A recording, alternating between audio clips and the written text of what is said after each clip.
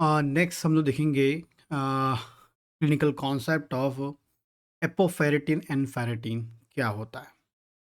एपोफेरेटिन and ferritin की बात करें तो इसमें हम पहले बात करते हैं एपोफेरेटिन। एपोफेरेटिन एक विशेष प्रकार का प्रोटीन होता है जो हमारी बॉडी में आयरन को कैप्चर करके रखता है, मतलब आयरन को अपने अंदर स्टोर करके रखता है। ठीक है, तो एपोफेरेटिन जो होता है एक स्पेसिफिक टाइप का प्रोटीन होता है जो खासकर हमारी बॉडी के डिफरेंट ऑर्गन्स में निकलता है, लेकिन खासकर दो जगह निकलता है, दो जगह बनता है। फर्स्ट है, सबसे बात करें तो जो हमारी जीआईटी म्यूकोसा होती है, जीआईटी म्यूकोसा होती है स्मॉल इंटेस्टाइन के ड्यूडनम की जो म्यूकोसा होती है, स्मॉल इंटेस्टाइन के ड्यूडनम की जो म्यूकोसा होती है, उस म्यूकोसल सेल के अंदर एक स्पेसिफिक टाइप का जो प्रोटीन है जो निकलता है एपोफेरेटिन, वो वहाँ बनता है।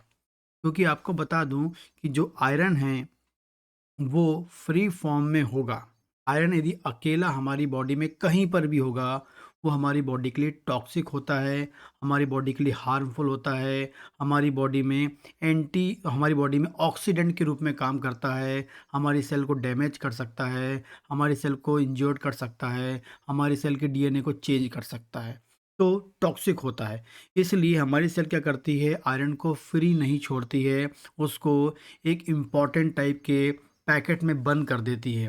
और वो जो पैकेट होता है जो बनता है उसका नाम होता है एपोफेरेटिन। तो सबसे पहले बता दूं आपका एपोफेरेटिन कहाँ बनता है, ड्यूटनम के म्यूकोसल सेल में बनता है, क्योंकि वहीं पर आयरन का एब्जॉर्प्शन होता है।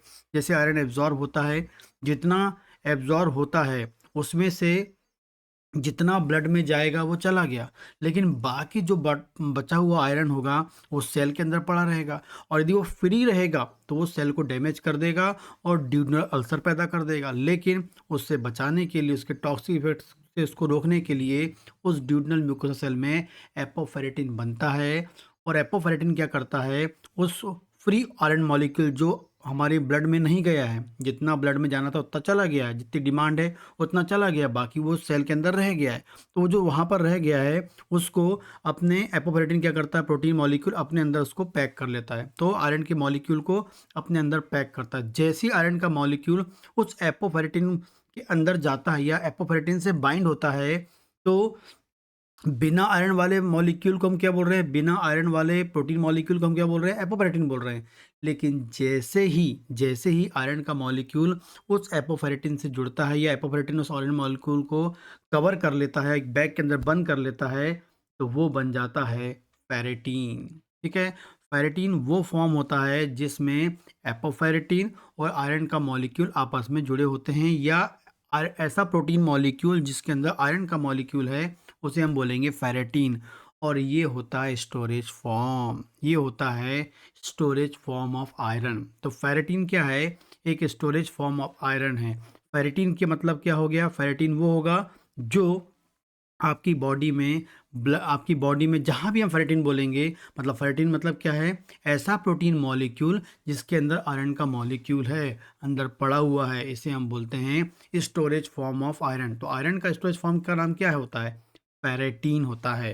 तो जैसे मैंने आपको बताया ड्यूडनल म्यूकोसा सेल में आपका एपोफेरेटिन बनता है और उस वो आयरन के मॉलिक्यूल को कैच बाइंड करके फेरेटीन बनाता है। ऐसा ही आपके स्प्लीन में भी होता है, क्योंकि आपको पता है कि 120 दिन के बाद जब आरबीसी रप्चर होती है, 120 दिन की आरबीसी ओल्ड होकर फिर रप्चर हो जाती है, रप्चर होती है कहाँ पर, स्प्लीन में। स्प्लीन को ग्रेवयार्ड भी बोलते हैं हम लोग, आरबीसी ग्रेवयार्ड बोलते हैं। वहाँ पर आरबीसी जाती है और वो रप्चर हो जाती है, और वहाँ की जो स्प्लीन की जो मैक्रोफेजेस होती हैं वो उस आरबीसी को वो उस आरबीसी को जो रप्चर आरबीसी है, जो 120 दिन की हो गई, जो रप्चर हो गई, उससे क्या करती है, इंगल्फ करती है, फेगोसाइट करती है, और वो फेगोसाइट जो है, फेगोसाइट कर कर मैक्रोफेज के अंदर आ जाता है आरबीसी, रप्चर आरबीसी स्प्लीन के मैक्रोफेज के अंदर आ जाता है।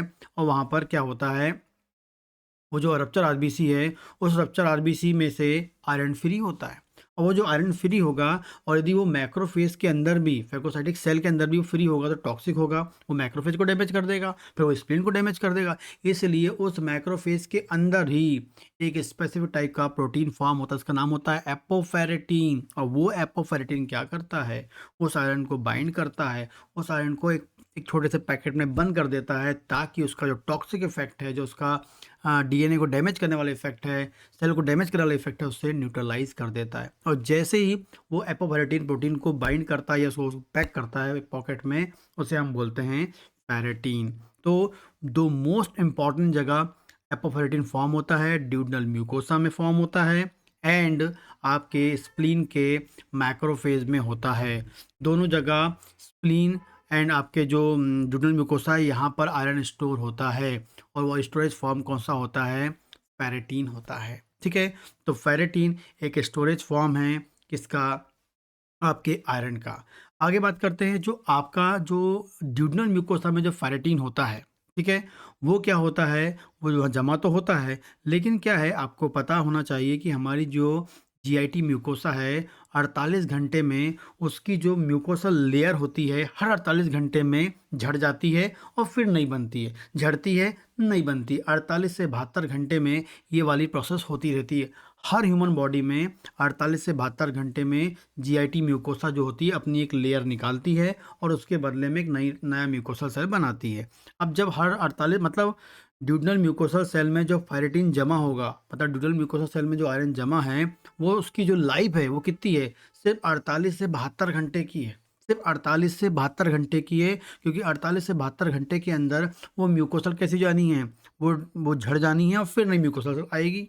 ठीक है, तो इसका मतलब है जो ड्यूडनल म्यूकोसल सेल में जो फेरेटिन है उसकी लाइफ 48 से 72 घंटे की होती है। लेकिन जो हमारे स्प्लीन में या बॉडी के जो डिफरेंट ऑर्गन में जहाँ पर एपोफेरेटिन फेरेटिन बनाता है या फेरेटिन स्टोर फॉर्म होता है आयरन का, वो जो होती है वो लॉन्ग टाइम तक होती है, बार बार रीयूज़ होता रहता है। आयरन का यूज़ आयरन जो होगा जब डिमांड होगी तो उस फेरेटिन में से आयरन निकाल के फिर से रीयूज़ होने लगता है।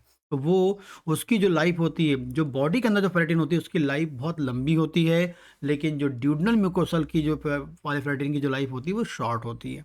तो ड्यूडनल म्यूकोसा वाले फेरेटिन की लाइफ शॉर्ट है एंड बॉडी के अंदर का जो फेरेटिन है उसकी लाइफ क्या होती है, लॉन्ग होती है। क्यों, मैंने आपको बताया। इस प्रकार से हमारी बॉडी में जो फेरेटिन है वो लगातार बनता है, यदि फ्री आयरन को फ्री फॉर्म में रहने से रोकता है, उसके टॉक्सिक इफेक्ट को रोकता है। ठीक है, तो इस प्रकार से हम यदि फेरेटिन का को एस्टिमेट करते हैं, फेरेटिन का मतलब आप यदि इन्वेस्टिगेशन करते हैं तो आप पता कर सकते हैं कि आपकी बॉडी में आयरन का स्टोरेज कितना है। यदि आप आयरन के स्टोरेज के बारे में सोचते हैं तो आपको कौन सा टेस्ट कराना है, फेरेटिन टेस्ट कराना है, क्योंकि फेरेटिन हमको बताता है कि हमारी बॉडी में आयरन का स्टोरेज कितना है, कितना स्टोरेज है, वो स्टोरेज फॉर्म को बताता है क्या, फेरेटिन बताता है। तो एपोफेरेटिन एंड फेरेटिन दोनों इंपॉर्टेंट चीज़ है, क्लिनिकली आपको पता होना चाहिए। कई बार कॉम्पिटिटिव एग्जाम में भी क्वेश्चन आ जाता है और आपकी नॉलेज के लिए बहुत अधिक ज़रूरी होता है। ठीक है, तो एक शॉर्ट टिप्स है आपकी क्लिनिकली नॉलेज के लिए और आपके कॉम्पिटिटिव एग्जाम को क्रैक करने के लिए और आपके नॉलेज को अपडेट करने के लिए। इसके अलावा कोई क्वेश्चन हो तो आप मुझे कमेंट कर सकते हैं।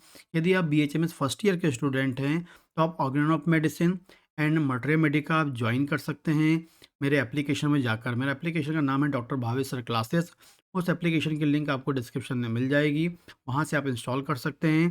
तो बीएचएमएस फर्स्ट ईयर में organization of medicine and material medica, इसके अलावा फिजियोलॉजी भी आपको वहाँ पर मिल जाएगा। सेकेंड ईयर में जनरल पैथोलॉजी मिल जाएगी, थर्ड ईयर में आपको गायनेकोलॉजी मिल जाएगी एंड फाइनल ईयर की हम बात करें इंटर्नशिप के लिए एक 12 टिश्यू रेमेडी या बायोकेमिक मेडिसिन का यूज़ करके आप प्रैक्टिस में आप 12 टिश्यू रेमेडी का कैसे उपयोग कर सकते हैं उसके बारे में आपको एक कोर्स मिल जाएगा छोटा सा, वो आप ज्वाइन कर सकते हैं, अपनी क्लिनिकल प्रैक्टिस को स्टार्ट कर सकते हैं। इनिशियल प्रैक्टिस में ही आपको ज़रूरत पड़ती है, जब आप प्रैक्टिस कर करके मतलब आप सीनियर हो जाते हैं तब तो आपका नॉलेज अपडेट हो ही जाता है, लेकिन इनिशियली बहुत दिक्कत होती है, इसलिए आपको वो कोर्स देखना चाहिए और अपने नॉलेज को अपडेट करना चाहिए। ठीक।